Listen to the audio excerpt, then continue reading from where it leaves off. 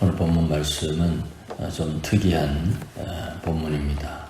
정결케 하는, 부정을 씻는 물을 만드는 방법, 그것을 또 사용하는 개론적인 내용입니다.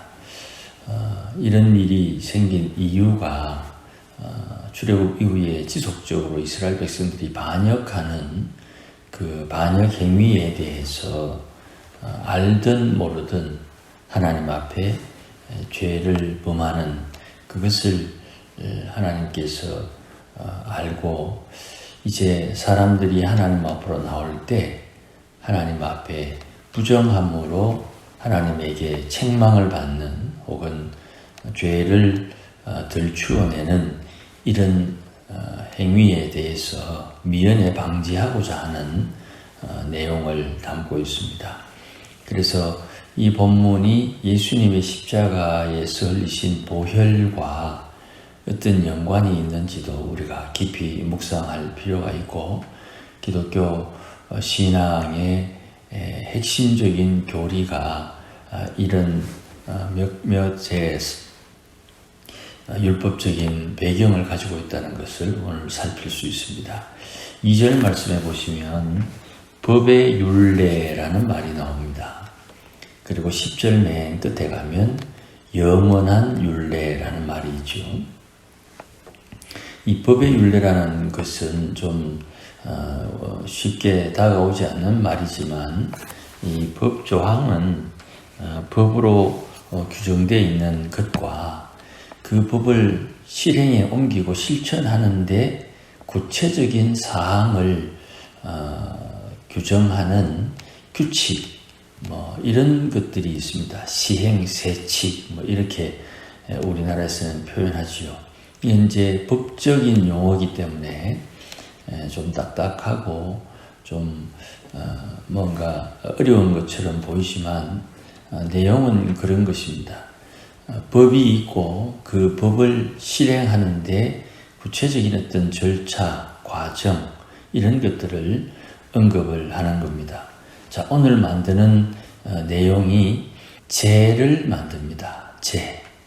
이 제를 가지고 물에 타서 잿물을 만듭니다. 잿물을 가지고 이 잿물을 통해서 정결케 하는 겁니다. 다른 말로 본문에 나오는 말은 부정을 씻는 물, 부정을 씻어서 정결케 하는 물을 만듭니다. 그러니까 우리가 옛날에 비누가 없을 때 그 비누를 대신해서 사용하는 게 잿물이죠. 태운 것을 가지고 그 젤을 넣어서 젤의 성분을 녹여낸 물, 그 물로 이제 빨래도 하고 머리도 감고 그렇게 했습니다. 그러니까 이 잿물이 중요하고, 사순절이 시작될 때 부활절을 맞이하는 40일 전에 제의 수요일이라고 있습니다. 그때는 올리브 나무, 종려나무 가지를 태운 제, 그 제를 이제 이마에 바르는 의식인데, 이것은 신약적인 배경입니다. 그래서 십자가의 모양으로 얼굴에 제를 신부가 발라서 오늘부터 사순절이 시작됩니다 하는 기점을 삼는 행위입니다. 거기에 이제 제를 사용하죠. 이 제가 뭘 의미하느냐 하면, 오늘 본문 말씀에 이 암송아지, 붉은색의 암송아지를 가지고 오면 대제사장이 이것을 제사장에게 줍니다. 지금 제사장은 엘르아살입니다. 아론이 살아있는 그 당시의 제사장. 이 제사장에게 이 암송아지를 주면 이 암송아지를 잡아서 그 피를 손가락에 찍고 그리고 회막을 향해서 7번 뿌립니다. 손가락으로 이렇게 뿌리는 거죠. 이 손가락으로 뿌리는 이 행위에 기초해서 세례가 나옵니다. 침례는 물에 퐁당 담그는 것이고 세례는 물을 뿌리는 거예요. 이렇게 피를 뿌린 뒤에 이 암송아지를 가죽, 고기, 피, 똥 이것을 이제 불사릅니다. 전부 다 불사르는데 피도 불사릅니다. 원래 속죄제에서는 피를 제단에 쏟지요. 제단 아래에 쏟는데 피를 태웁니다. 그리고 동시에 6절 말씀에 보면 제사장이 백향목, 우슬초, 홍색실 이것을 이제 송아지를 태우는 그 불에 던집니다. 이 백향목은 붉은색 나무입니다. 붉은색을 띤 나무. 그 다음에 홍색실, 붉은색이고, 우슬초, 이거는 붉은 피를 묻혀서 피를 뿌리는 도구입니다. 이 피와 관련된 것이고 전부 다 붉은색과 관련되어 있는 것이지요.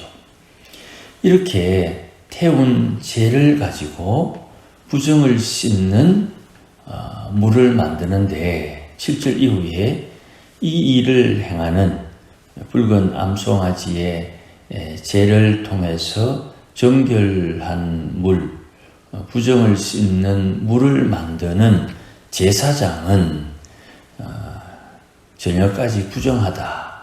그래서 옷을 빨고 물로 몸을 씻어야 된다.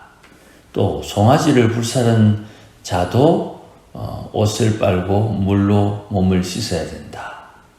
정결하게 한 암송아지의 죄를 거두는 사람도 부정하는 그 저녁까지 부정하다. 이렇게 이 정결하게 하는 것을 위해서 수고하는 이들이 부정하게 됩니다.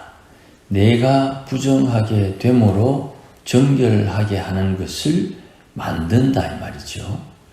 9절 말씀에 부정을 씻는 물 이렇게 말했는데 히브리 원문에는 부정한 물로 문법적으로 표현을 해요. 그리고 이것이 속죄제다 그랬습니다. 이 정결케 하는 물을 통해서 죄를 씻는 거예요. 이게 아이러니하죠. 부정한데 부정한 것이 되레 정결케 한다. 역설이지요. 예수님이 십자가의 보혈이 우리의 죄를 씻는다 할 때에 그 십자가의 피가 우리를 정결케 하는 것이 율법적 배경이 여기 있는 거예요. 다 태웠는데 그 태운 죄를 가지고 만든 정결케 하는 물. 십자가의 보혈이 얼핏 우리 생각에는 물처럼 이렇게 맑거나 또 흘러내리는 것이 아닌데 그 뻑뻑한 피가 어떻게 우리의 죄를 씻느냐.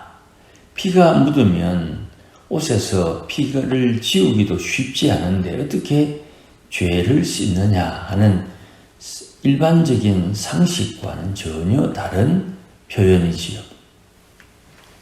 그러니까 하나님의 약속은 사람들의 사고와는 다른 거예요. 우리가 생각할 때 이것이 좋고 이렇게 하고 저렇게 하고 이것이 아름답다는 생각을 하겠지만 그건 우리의 편리, 우리의 입장에서 세상 이 피조 세계에 살고 있는 우리가 좀 편안하고 좀 유익하고 좀 감당할 수 있을 만큼으로 이해하는 거예요. 정작 하나님의 일은 하나님이 정하신 질서, 과정, 절차를 따라 진행해야 되는 것입니다. 그 일을 충실하게 잘했다고 해서 그 일을 한 사람이 정결하거나 깨끗하지 않아요. 그 일을 함으로 되레 주의 일을 했으나 내가 부정하게 되는 일도 많아요. 그럼에도 불구하고 이 정결케 하는 물, 부정을 씻는 물이 우리를 다시 정결케 하는 거예요. 수고했으니까 수고한 나는 괜찮고 내 수고의 열매를 너희들이 먹어라. 그렇게 말할 수도 있겠지만 수고한 나도 부정하게 되니 수고한 내가 만든 이것이 나를 다시 정결케 한다. 사고가 조금 다른 겁니다. 하나님의 세계에서 움직이는 작동되는 방식은 사람들의 상식과 결정적인 순간에 틀릴 때가 많아요. 그러다 보니까 사람이 왜 매사의 일들을 통해서 하나님 앞에 부정하게 되느냐? 그것은 하나님께서 정하신 그 일을 온전히 순종하는 내 마음이 하나님 앞에 부정하기 때문이에요. 그러니까 우리가 의지할 것은 내 행위, 내 생각, 나의 선한 뜻, 거룩한 뜻, 여기에 나로부터 파생된 어떤 것도 하나님 앞에 정결함은 없어요. 다만 하나님께서 정하신 과정과 절차를 정결치 못한 내가 수행했음에도 불구하고 정결하게 할 수 있는 하나님의 약속의 결과물이 나를 살리는 거예요. 그러니 요 차이를 잘 이해하고 우리의 삶 속에서 내가 아무리 애를 써도 나를 정결케 하는 분은 따로 있다. 내가 주의 일을 하고 있으나 나는 부정할 수 있다는 이 겸손함이 우리에게 의식하고 깨닫고 있는 사람과 깨닫지 못하고 있는 사람의 차이를 우리가 분명히 알아야 됩니다. 뭐 그렇게 세세한 것까지 다 따지노? 그 생각이 사람의 생각이죠. 하나님은 그렇게 따진다 이 말이에요. 하나님은 그렇게 따지는데 그거 무시하고 하나님도 안 따질 거라고 생각하고 함부로 행동하면 마지막에 주의 심판 앞에 슬피 울며 이를 가는 엄청난 불행이 나타나게 되는 것입니다. 이 주님의 일을 하더라도 주님이 시키지 않은 일을 하니까 나는 너희를 모른다. 불법을 행하는 자들아 나를 떠나라. 주의 이름으로 귀신을 쫓아도 주님께서 인정하지 않고 주의 이름으로 구제해도 주께서 인정하지 않는 이런 엄청난 일이 생기게 되는 것입니다. 그러니 오늘 말씀 마음에 잘 새겨야 됩니다. 마음에 새긴다고 이게 금방 나오지 않지만 차차 성화되는 좋은 주제로 우리가 이해할 수 있어야 됩니다.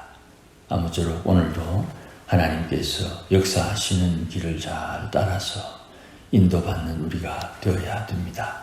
은혜가 함께하기를 주의 이름으로 축복합니다. 기도하십시다. 하나님 아버지 고맙습니다. 십자가의 피가 우리의 허물과 죄를 용서하는 것은 물론이요 죄에서 자유케 함을 믿습니다. 죄에서 자유함을 받았어도 죄에 눌려 살았던 우리의 몸이 옛사람의 악한 성품과 습관을 따라 나도 모르는 사이에 하나님의 은혜를 저버리기도 하고 하나님을 대적하게 될 수도 있음을 깨닫고 하나님 앞에 거룩한 삶을 살기 위해 수고하며 애쓰는 하나님의 사람들의 아름다운 삶이 되도록 복을 허락하여 주옵소서. 예수님의 이름으로 기도하옵나이다. 아멘.